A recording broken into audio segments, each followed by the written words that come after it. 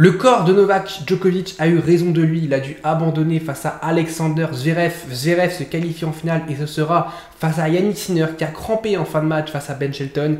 Yannick Sinner et Zverev, troisième finale pour les deux hommes en Grand Chelem. Mais destin opposé, Sinner joue pour son troisième titre en Grand Chelem et Zverev joue pour sa toute première victoire en Grand Chelem.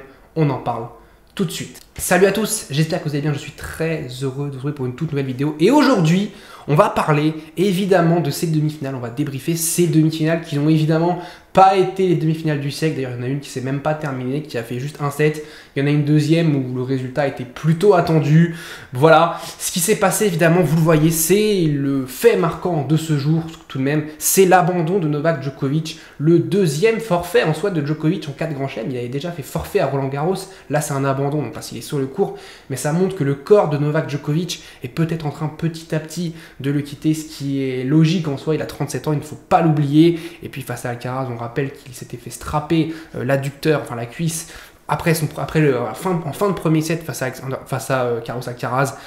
Et voilà, face à Zverev, ça n'a pas tenu, mais il y a quand même des enseignements sur ce match. Djokovic qui est malheureusement sorti sous les sifflets du public australien. Alors j'espère que ce ne sera pas la dernière fois. Ça aussi, c'est un peu la parano maintenant qu'on a. On l'avait avec Federer, on l'avait avec Nadal, maintenant on l'a avec Novak Djokovic. Et j'ai envie de dire c'est cruel, mais c'est un peu évident. Parce que Federer était le premier à être arrivé, ça a été le premier à qui on lui a dit c'est quand tu arrêtes le tennis. Après, quand Federer a arrêté, ça a été Rafa, on n'a pas arrêté de lui dire c'est quand tu prends ta retraite. Et maintenant, c'est au tour de Novak Djokovic. Maintenant que Rafa est parti, on lui dit Djokovic, Novak, c'est quand que toi tu prends ta retraite. C'est malheureusement le cours de l'histoire, mais c'est comme ça. Maintenant, c'est à Djokovic, on va toujours lui poser la question est-ce que c'est ton dernier tournoi du Grand Chelem? Bon. Voilà, évidemment, moi je ne pense pas. Je pense qu'on reverra Djokovic en Australie, mais malheureusement, Djokovic qui n'a pas pu jouer le match à 100%. Il y a quand même des enseignements. C'est que j'ai trouvé Zverev passif sur les points importants, beaucoup de fautes directes sur les points importants, et en fait, il est plus passif sur tout un match, il est passif juste sur des points importants, mais ce qui est aussi problématique, là on voit première balle de break, faute de Zverev, une balle de break, faute de Zverev, on voit un petit geste un peu d'agacement envers son clan qui est tout en haut à gauche, parce que Zverev, il n'arrive pas sur les points importants. Pareil, là encore une fois, il boise en coup droit et il s'agace. On voit la balle qui est tout en haut, là, il boise en coup droit, il s'agace. Donc il ne prend pas ses balles de break en début de match, qui aurait pu bien plus lui faciliter la tâche si Djokovic n'avait pas été blessé. Bon là, évidemment, avec le résultat, on peut se dire que tout ça c'est un peu anecdotique, mais ça ne l'est pas vraiment, parce qu'en final, il faudra vraiment que ces occasions-là, ils les saisissent. Là, pareil, c'est une balle de break. On est un peu plus loin dans le match, 4-4, 30-40.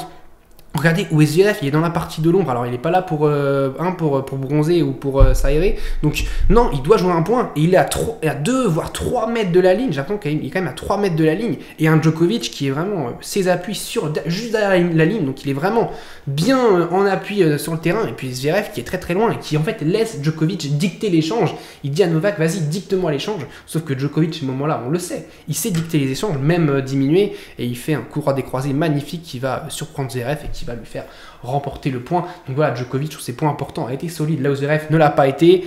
Et puis ça aussi, c'est vraiment ces moments-là où je me suis dit que ça va quand même pas pour Djokovic. Il se met à grimacer, il va souvent filer vraiment fin de set, il va que au filet, il se met à grimacer, donc on sent quand même que il y a quelque chose qui va pas. Le premier set est très important, il est tellement important que Djokovic va le perdre et va perdre du coup le match de facto. Mais regardez cette volée catastrophique, je pense qu'il s'est débarrassé de la balle. Très clairement, au vu de ce qui s'est passé après, je me demande s'il l'a vraiment joué à 100% de concentration. Mais voilà, il se débarrasse de la balle, pourtant la volée est clairement facile. Zverev est très loin, il peut la mettre où il veut, ce sera quasiment gagnante. On voit que Zverev se prépare à la jouer revers. Djokovic en plus le prend à contre-pied et va la jouer sur le coup droit de Zverev. Donc Zverev est prêt à contre-pied, donc il a juste à la placer et c'est fini. Mais voilà, je pense qu'il se débarrasse de la balle. Et puis on a eu ce qu'on sait, l'abandon de Novak Djokovic, qui malheureusement n'aura pas une 11e finale à l'Open d'Australie, n'aura pas un 11e titre. Et on espère en tout cas que ce n'est pas trop grave pour Novak Djokovic, que c'est juste qu'il se préserve, qu'il savait peut-être que voilà, sur ce match, c'était pas possible. On sait qu'il n'avait pas fait l'entraînement la veille. Voilà, il a dit qu'il n'avait pas tapé de balle depuis sa balle de match contre Alcaraz. Je pense qu'il a voulu voir comment c'était. Et puis malheureusement, ça n'a pas été dingue.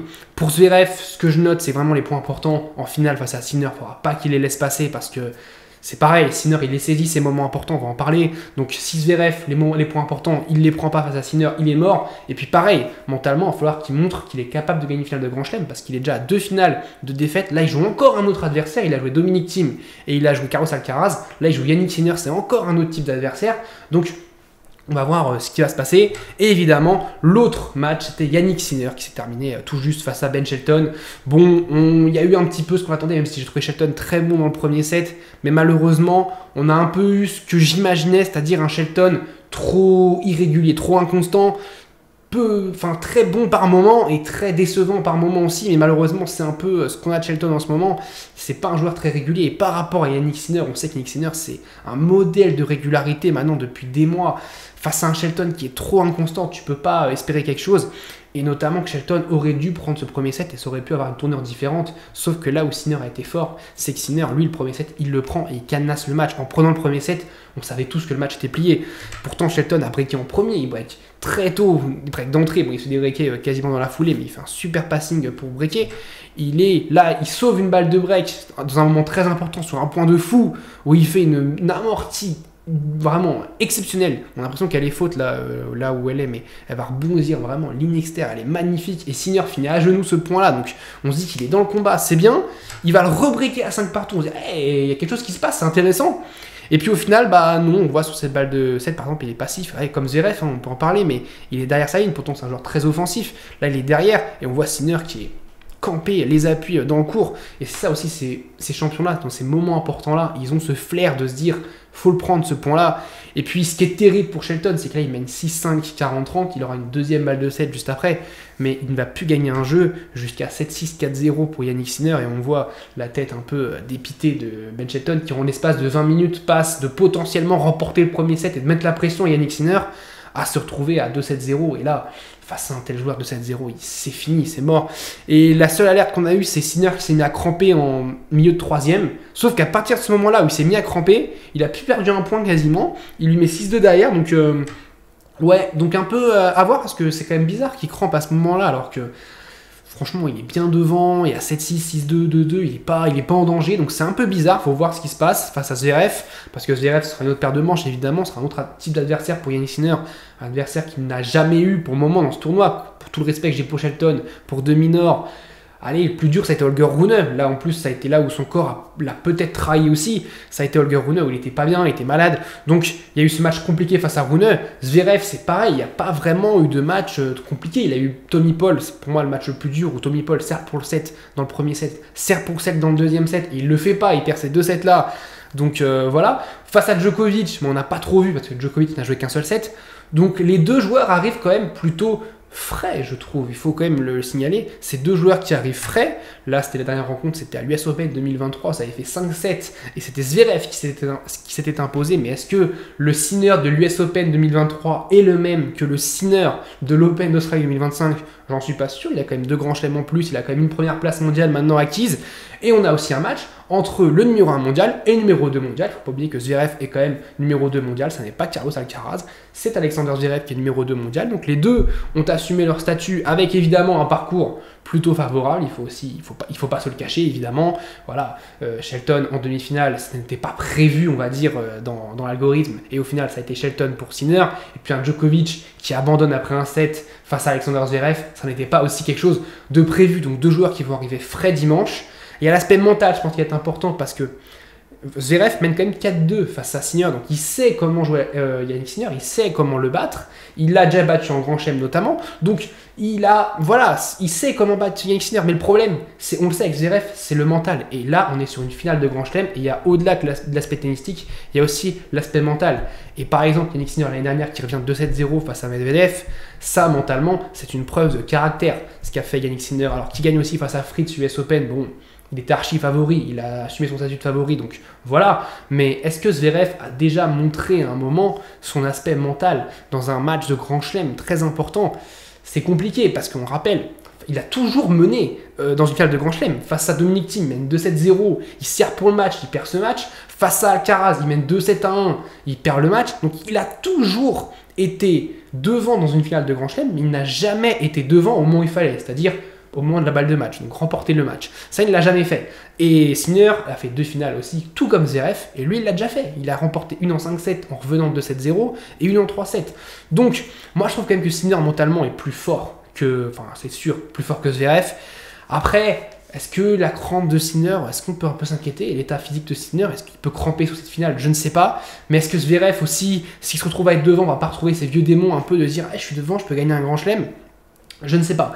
Pour moi, c'est quand même très indécis. Je vois quand même Sinner favori parce que Sinner, voilà, il est favori. Il a gagné l'année dernière, il a déjà gagné des grands chelems. Et toujours cet impact-là, quand on a déjà gagné un grand chelem, c'est plus facile d'en gagner un autre que d'en gagner un premier. C'est toujours plus facile d'en gagner un autre que de gagner un premier grand chelem. Donc, je trouve que Zverev a quand même ce défi-là, mais Zverev sait aussi qu'il n'est pas favori. Voilà, face à Thiem, il n'était pas favori face à Thiem non plus. Il a été très bon pendant 2 sets. Il n'a pas été favori face à Alcaraz. Il a aussi, je trouve, été très bon pendant 3 sets, mais il menait 5-2 dans le troisième. Il revient, il prend le troisième 7-5, et puis derrière, il s'écroule un peu. Et là, face à Sinner, il n'est pas favori non plus. Il n'est pas totalement favori non plus. Donc, qu'est-ce qu'il peut nous faire? Il faut qu'il ait une bonne qualité de service. Il faut que les balles de break, il les saisisse, qu'il ne soit pas trop passif. Et voilà, il faut qu'il saisisse les moments importants. Je pense qu'il y aura un tie-break dans ce match. D'ailleurs, on a eu un aussi sur Shelton-Sinner. Je pense que s'il y a un tie-break, il va être très important parce que ça peut être un tie-break dans le premier set ou dans le troisième, dans un moment très important. C'est un match où on a 2 joueurs quand même qui jouent à un jeu assez similaire, on va dire. Sinner est quand même plus offensif que Zverev. Je vois quand même une bataille de diagonale revers. On va peut-être avoir un Sinner qui va chercher peut-être le coup droit de Zverev parce qu'on sait que les moments importants, quand c'est compliqué, là où ça pêche chez Zverev, c'est ce coup droit, ce diable de coup droit qui pêche chez Zverev. Là où Sinner, il peut appuyer avec son coup droit, donc il peut aller faire mal à Zverev côté coup droit. Donc moi, je vois Sinner remporter ce match, mais je me dis que c'est pas si évident que ça. C'est-à-dire que c'est peut-être plus compliqué que ce qu'on peut imaginer. On peut imaginer que Sinner va remporter le match peut-être facilement. Moi, je n'imagine pas ça. Je vois quand même Zverev toujours en finale de Grand Chelem. Il a toujours été présent. Il a toujours perdu en 5-7 d'ailleurs sa finale de Grand Chelem, donc c'est à signaler. Mais voilà, moi je vois plus Sinner gagner. Dites-moi vous ce que vous pensez, ce que vous avez pensé de ces demi-finales. On est d'accord, je pense qu'on est déçus parce que voilà, on a eu un match où il n'y a pas eu match, il n'y a eu qu'un seul set entre Djokovic et Zverev. Et j'aurais bien aimé voir un Djokovic physiquement à 100%, ce que ça aurait donné face à ce Zverev passif sur les points importants. Et puis Shelton, comme attendu, qui a été un peu mi-figue, mi-raisin. Et puis face à un joueur comme Sinner, qui même s'il n'a pas fait un grand match, a été régulier tout au long du match, ça suffit pour passer en finale. Donc je suis plutôt déçu de ces demi-finales. J'espère en tout cas qu'on aura une finale digne de ce nom, qu'on aura au moins un beau match en finale, parce que ça fait quand même assez longtemps qu'on n'a pas eu de beaux matchs, des matchs épiques en 5-7 sur cet Open d'Australie, qui a très très bien commencé avec des matchs de fou. Donc voilà, dites-moi vous ce que vous pensez. Qui va remporter cette finale? Moi je vois plus Sinner gagner qu'Alexander Zverev. Est-ce que vous êtes déçu que Shelton n'ait pas réussi à prendre le premier face à Sinner? Est-ce que vous êtes déçu que Djokovic, malheureusement, n'ait pas pu tenir physiquement? On se retrouve très très vite, évidemment, pour parler de cette finale. Je vous dis salut à tous. Portez-vous bien.